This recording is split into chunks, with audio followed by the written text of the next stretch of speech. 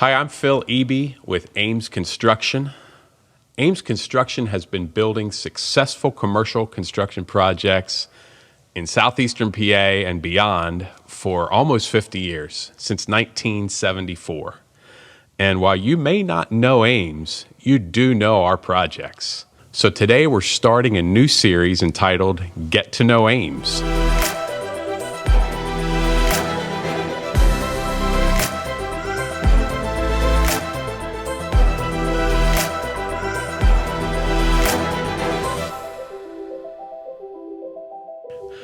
I know it sounds cliche, but the reason Ames has been successful so long is because of our people. We have a great team here. So we thought it would be a great idea to help you get to know Ames by getting to know some of our great people. And we asked our president, Mark Yoder, if he would get our series started, and he agreed. Now, Mark's not a guy who seeks the limelight. In fact, he begrudgingly agreed to do this interview today. So, Mark, we appreciate you taking the time to do this. Tell us a little bit about your background, about yourself, and how you came to be president of Ames Construction. Okay. Well, thanks, Phil. Sure. A little bit, grew up right up the road here, out in Lidditz, actually in Brickerville. Went to Warwick High School, graduated in 91, graduated from Penn State in 95 with an accounting degree. Spent 5 years at the Vanguard Group, a mutual fund company, not necessarily tied with construction, obviously. I got a call from Jim Stauffer, who was the president at the time, to interview for a controller position at Ames. He called me up. I knew Jim for years, being that he was my Sunday school teacher growing up. Actually, the first time I didn't answer him back, and my mom made me call him back. So I called him back, came and interviewed, but yeah, I took the job in 01, started, and then worked into the controller job. I was an assistant controller for a while, moved in controller job, and I have since then. Jim was starting his succession plan. Jim Stauffer was at the time, and he brought in Steve, Dow, and myself. One of the big things Jim wanted, and he felt it was important to have 3 people be involved.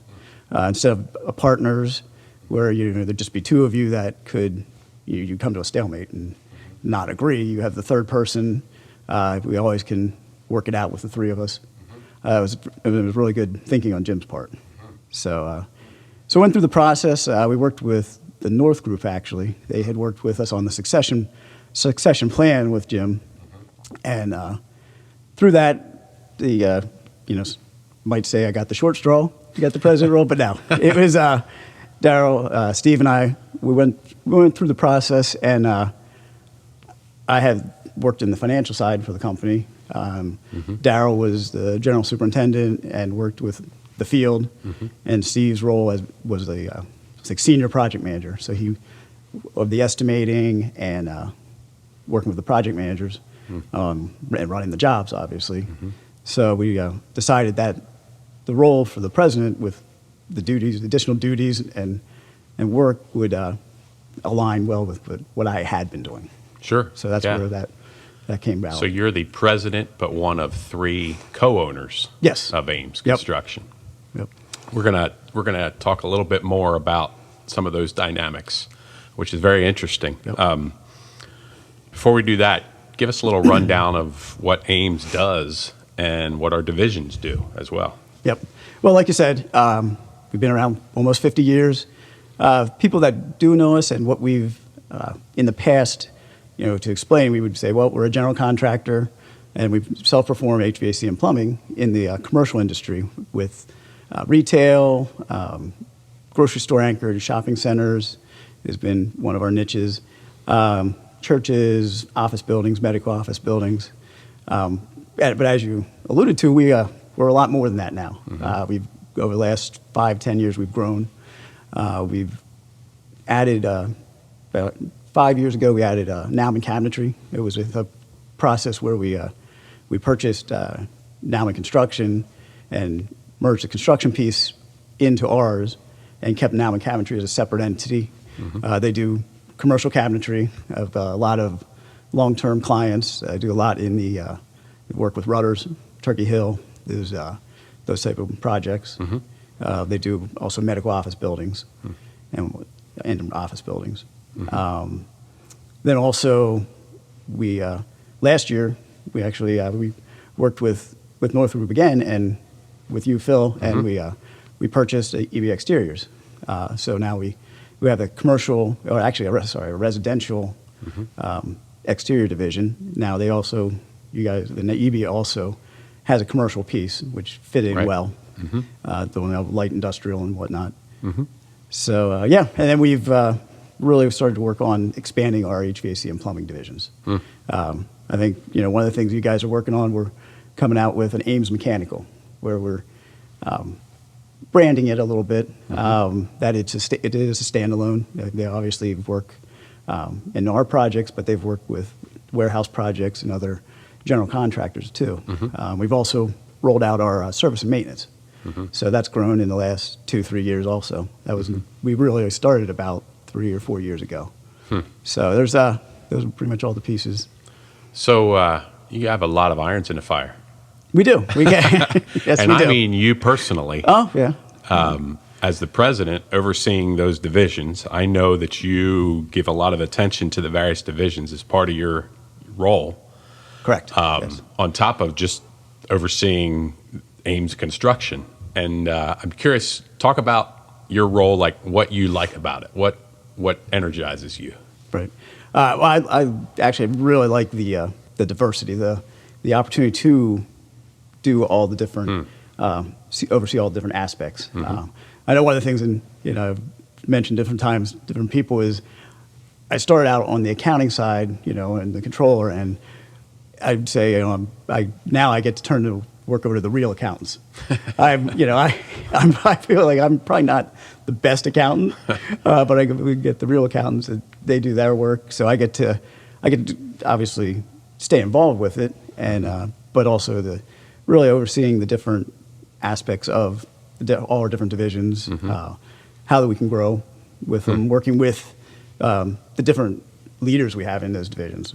Over at EVs, with Joel, with Jason over at Nauman, obviously at Ames, Steve, Darrell, and I work together. Also, Dwayne Faunestock with HVAC, and then just all the pieces.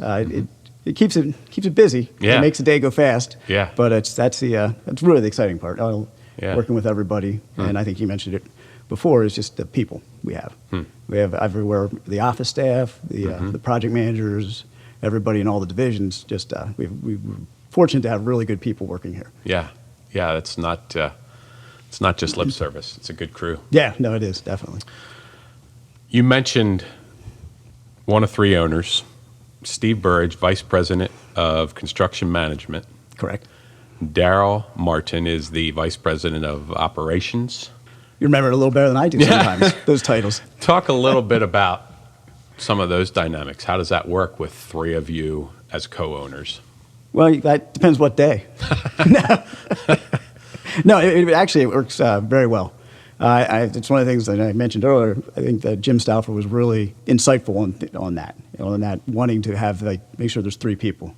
Part of what makes it work so good is we each have our areas. Like I mentioned earlier, Darrell works with the field, oversees those guys.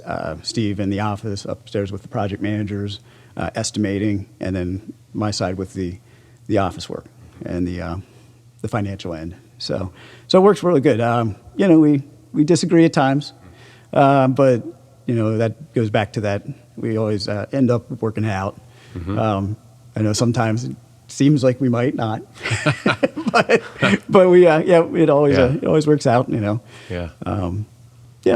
So if not, I just bribe Steve, and he says yes, and I win. And you win. And it works much better because they know I'm right. No, we can edit that out. Yeah, we will be interviewing them later, so you might want to be aware. And Steve and I are both a little scared of Darrell. So, okay. I think one of the things that would be interesting to mention is the tenure for yourself and Steve and Darrell. Steve and Darryl have both been here over 30 years, over 35, I believe. I was hoping you were going to ask me the exact amount of So time, but they both know, have been. Yeah. Darryl, he was here almost from the beginning, not quite, but he's been here the longest. And then Steve, he started somewhere in 80 something. Mm-hmm. So they both have been here longer than I have. I started in 01, so I'm 20 years. 20 years now. Yeah. So even though there was that transition, there's a continuity that came with you three longtime employees taking the helm, if you will. Yeah, that's right. Yeah. That was nice. And also, we're very fortunate. We also have a lot of other long-term employees. Yeah. Got the supervisors in the field, the project managers. That makes it easier. Yeah. No, that's good. Ames over the years has developed some great relationships with some long-term clients. The Giant Company, we just the other day decided it was 38 years we've been working for them. R.J. Waters, just as long, I believe. Just to name a couple, we have a lot of repeat clients. Talk a little bit about, or tell us, how does that happen that you work for a company for 38 years? Right. Well, I mean, one of our core values is our relationships. Mm-hmm. We want that. We want everybody to really end up successful. Mm-hmm. When we're client focused. This business is price driven and price and schedule driven. So we've we focus on getting the job done, getting it done on time, on the schedule. But we really, at the end of the day, it's the relationship with all the clients. We want the project done right, and we'll go an extra mile. Mm-hmm. So I think that's one of the big things that gives us a repeat customers. Yeah. It's and we work with, for the whole project, we work with the subcontractors. Mm-hmm. It's really, so at the end of the day, it's a win-win for everybody. Mm-hmm. Is what we're after. Yeah. No, that's great. Well, it's clearly been working. Industry-wise or business-wise, what's some tough stuff you're facing right now? Well, dealing with you. Beyond that. Yeah, so tough rate, obviously this year was COVID. Not knowing, beginning of the year, all of a sudden not knowing, if we could be working, what jobs we could be working on. That definitely made it interesting. Mm-hmm. We were fortunate that we were able to work on certain projects that we were allowed to. Then as it opened up, but so that was a tough part this year recently. Right now, it's also hiring. Manpower is one of the things that we really finding. Skilled workers. Mm-hmm. There's definitely a shortage, and we've looked at all the avenues we can to bring people on. Mm-hmm. So beyond that, I mean, obviously, right now also it's a tough market too. Mm-hmm. I mean, people we're unsure and taking projects tight and going into those when you're bidding those projects, really knowing where to go in the project at, because most of our projects are competitive bids. Mm-hmm. And it's been a competitive market. Yeah. Now the next thing right now is, we were just talking about this morning, was price changes. Steel was one we were talking about. Just the availability of materials. Yeah. So I know with EV Exteriors, they were running into that with backlog with doors, windows. Mm-hmm. You don't want to go back and tell anybody, that's 8 weeks out. Right. 16 weeks in some cases now on steel. I think they just said this morning. Yeah. So. Yeah. No, those are some real challenges. Conversely, any emerging market trends or opportunities, things you're excited about? Yeah, we've always been working on and really focusing, not necessarily new markets, new clients, working, even in more in the Lancaster County area with opportunities. We've been fortunate to get we've started working with Royal Farms, new client. That's definitely an area that kind of fits right into our wheelhouse in that retail, grocery, that sort of that there. Yeah, we keep looking at different opportunities that are out there. Some of those have come from even from Nauman Cabinetry, customers they've worked with. We're looking at maybe the medical office buildings. Yeah. Getting our foot in there and doing more of that stuff. Mm-hmm. There's definitely opportunities coming along with what you would consider revitalization, Yeah. repurposing of buildings. So that's one where we have a couple projects where they're old Kmart's, Yeah. and they are revitalizing and repurposing them. So projects going in there. Those are definitely areas where down the road, maybe another area for us where there's a lot of coming is mixed use. So that's another one we're looking at. We're counting on you to help us out with that. I'll do with my that best. business development. So Yeah. I guess COVID may have created some opportunities with that too, with some repurposing with offices and such going into residential uses possibly. Any other Yeah. opportunities from COVID or other? Yeah, we did. Good you said that because we were, again, when we were slowed down and stopped, one of the areas with Nauman, they did a lot of work with rudders and people weren't traveling. So we had looked at and the opportunity, with looking at people who have been coming back into office buildings. We started off, we did a lot of COVID, the screens, the screen protectors for the people. Yeah. So those that was an opportunity that showed up. It was good because we were able to go into many of the places that were reopening, whether rudders, those retail areas, and provide something that they needed. So the schools. The other real good one, which you're working on right now, is indoor air quality. So we have a partnership with Lennox, and they provide a bipolar ionization unit. Correct. And so we're going then we're marketing that and working on. Actually put 2 of them in my house, and I think in one of our office buildings here. So that just helps with, I guess, the people coming back to the offices. Sure. So that's a good partnership and should be a good opportunity. Yeah. That we're working on. It's definitely something people are much more aware of than they used to be, it would seem. Yeah. Indoor air quality is a Yeah. term that's been around, Yeah. but I didn't know about it until a few months ago. Really. Yeah. It's taken on a new urgency. Yeah, it is definitely, and schools coming up and getting everybody back to that normal. So hopefully we can help out with that. I wanted to just shift gears just for my last question here. Is some of you may not know, an interesting fact about Mark is that he has his own race car. Is it just one car? Multiple cars? I have multiple. He has multiple race cars. And he drives them. He likes to race. Tell us a little bit about that, and then why you love that. Okay.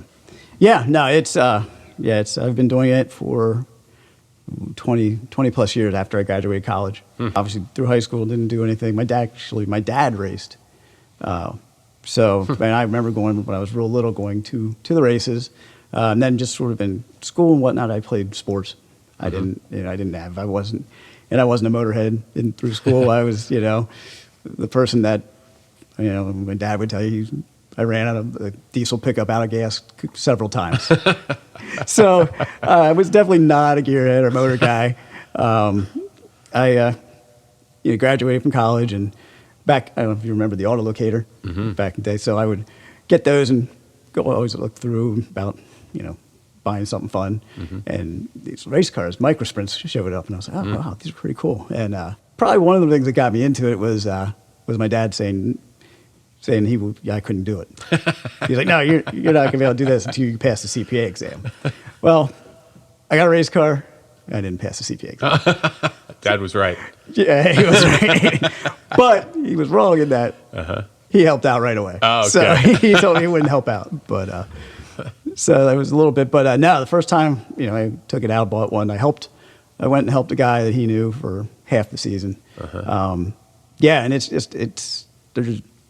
for me, there's no real, I'd say, rush quite like it. It's something that it's a blast. I've met really so many good people, people I probably wouldn't have interacted with in the past, or like in different times. But there's just a lot of great people involved with it. It's you either one of the racing is kind of one of the things where people either they like it or it's okay, and then but if like with the dirt track racing and different stuff, it's just everybody there is you're really into it. So you either love it or not. There's not some people don't want to go on a Saturday night and leave with clay and dirt all over them. But then there's the other Yeah. rest of us that's great. It's a That's group good of night. enthusiasts. Yes. Yeah. Yeah. So it's I mean, and you learn. When I started, it was just this will be neat, it'll be fun to do. 20 years later, Nice. You just learn different things that it's you need to spend the time working on it, the car, and preparing. You don't just show up on a Saturday night and do good. Yeah. It's one of those ones where it's preparation. It's Yeah. it's learning all the parts, all the pieces, how to make adjustments, and so it takes time and it takes some dedication, but it's just rewarding for me. Sounds a little bit like business, maybe too. A little bit. Yeah. No, that's great. Yep. Well, Mark, I appreciate you taking the time to let us get a glimpse into Ames, get to know Ames better, get to know you better, both professionally and personally, and just wish you continued success as you guide the ship. Yep, great. Thanks, Phil. It was my pleasure. Thanks.